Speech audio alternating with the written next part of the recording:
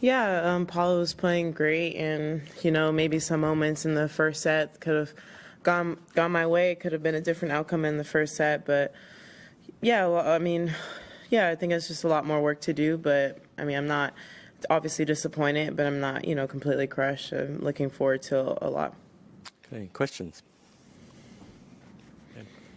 Just in terms of errors and stuff you're making, is if something feel off in your rhythm or your technique, and how are you trying to adjust that as the match was going on?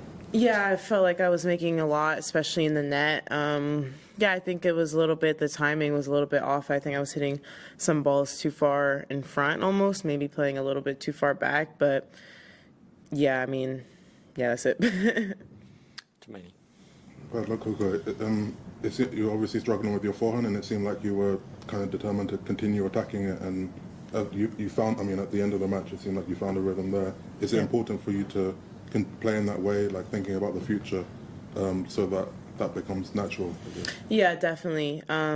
I felt like I was setting up a lot of the points, well, and just the last ball. I mean, there was one at 40-15. I think I missed in net. So, yeah, there was a lot of errors on that side. And I mean, I have to be aggressive. I feel like that's when I'm playing my best, and that's when I'll have how I won most of the matches so far the last few months is by playing aggressive. So, yeah, I think it's just being more comfortable with that. I mean, I'm making a shift in my game. I haven't always played that aggressive, so I have to expect early on.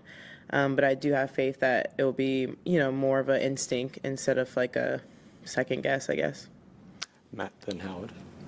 Hey, Coco, tough one today. Thanks. You had spoken a few times the week and a half about sort of, having a new perspective, and the tennis match is just a tennis match. Yep. I realize it's still pretty soon, but have you felt that? And how has that realized itself, if you have or if you haven't, in the last, what's about an hour or so? Yeah, I mean, obviously it's tough right after, and, I'm still disappointed, but I think the way I played, even though it wasn't my best, I gave it my all on the court, so that's something to be proud of, and I fought to the end, so I think that's something, some matches are going to go my way, some are not, so I think it's just one of those things that, yeah, maybe a couple years ago I feel a lot more crushed and feel like the world is ending type sadness, but now I think it's just disappointed that I could have done a little bit better in some areas, but I mean, I tried my best with what I had today, and that's all I can do. Hey, Coco. Hey. You've played Paula a handful of times in the past. Was there anything that felt differently this time, and what would you say she was doing that created difficulty for you today? I feel like our match in China to today was very similar. It was down the set and a break in China, and just a couple points went her way more today.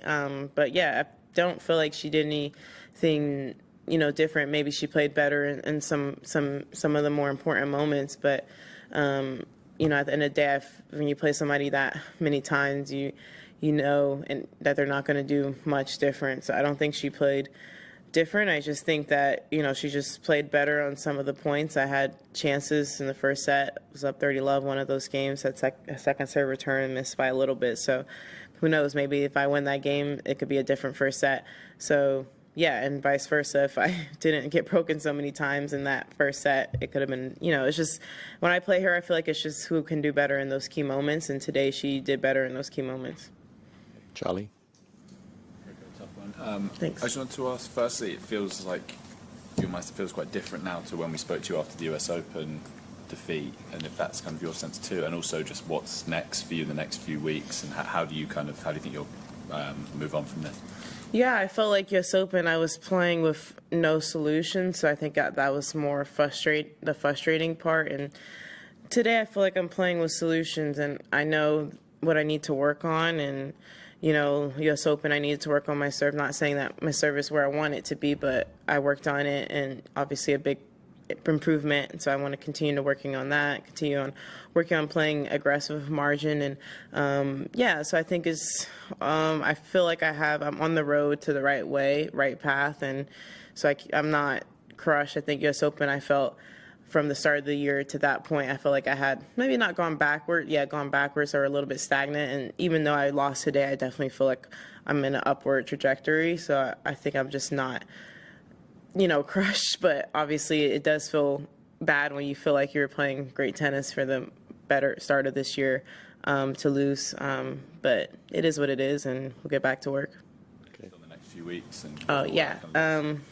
I don't know. I haven't thought that far ahead. I mean, there's Doha, Dubai, the same thing every year. So just trying to, I guess, get better. I'm going to go home and take a break. I've been playing a lot of tennis since basically since the end of the last year. So yeah, take a little, like a week off or something like that, and then get back to work and get better. I don't think Doha and Dubai is like a priority. Obviously, if I do well, great. But obviously the next thing is French Open, so try to progress for that.